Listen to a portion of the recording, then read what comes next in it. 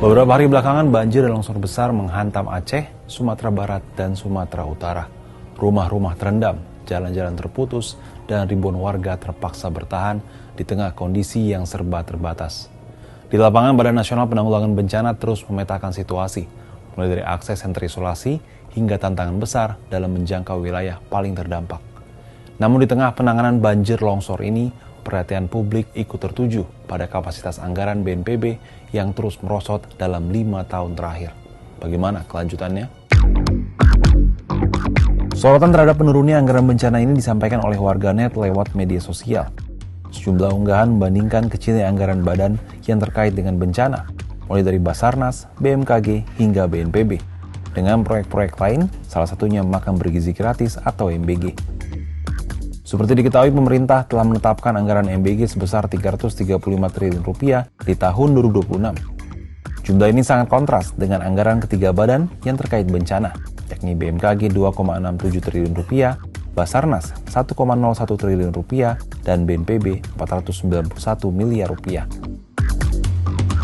Padahal jika merujuk data dari BNPB, kejadian bencana di Indonesia berada di atas 1.000 kejadian per tahunnya.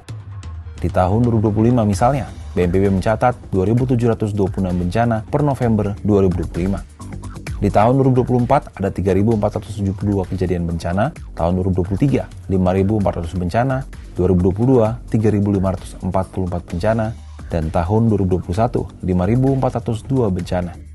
Artinya, jika ditotal selama 5 tahun terakhir, ada 20.544 bencana selama 5 tahun terakhir di Indonesia.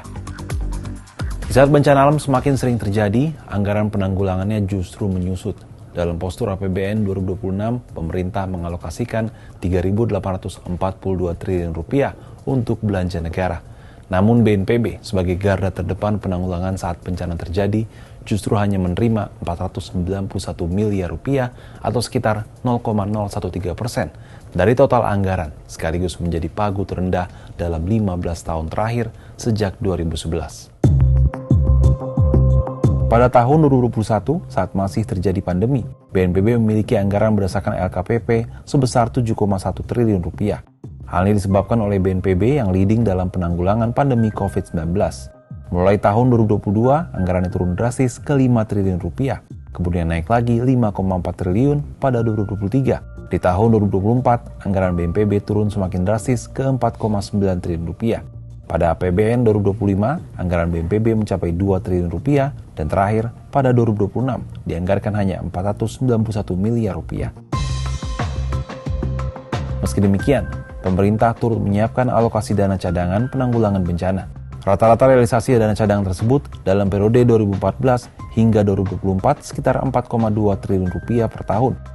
Penyediaan dana cadangan penanggulangan bencana dialokasi pada Kementerian Keuangan, serta dapat digunakan saat kejadian tanggap darurat atau on-call. Alokasi dana itu juga bisa digunakan pada tahap rehabilitasi serta konstruksi melalui pemberian hibah dari pusat ke daerah. Bencana alam di Indonesia sudah menjadi keniscayaan. Menyadari dan bersiap adalah tindakan yang tepat dilakukan oleh setiap warga. Namun, pencegahan dan kesiapsiagaan menghadapi bencana yang disiapkan dari pemerintah tentunya dapat menjadi salah satu modal. Tak hanya untuk mencegah banyaknya korban akibat bencana, tapi juga menekan dampak kerugian sekaligus menekan anggaran yang harus dikucurkan guna menanggulangi dan memulihkan perekonomian pasca bencana.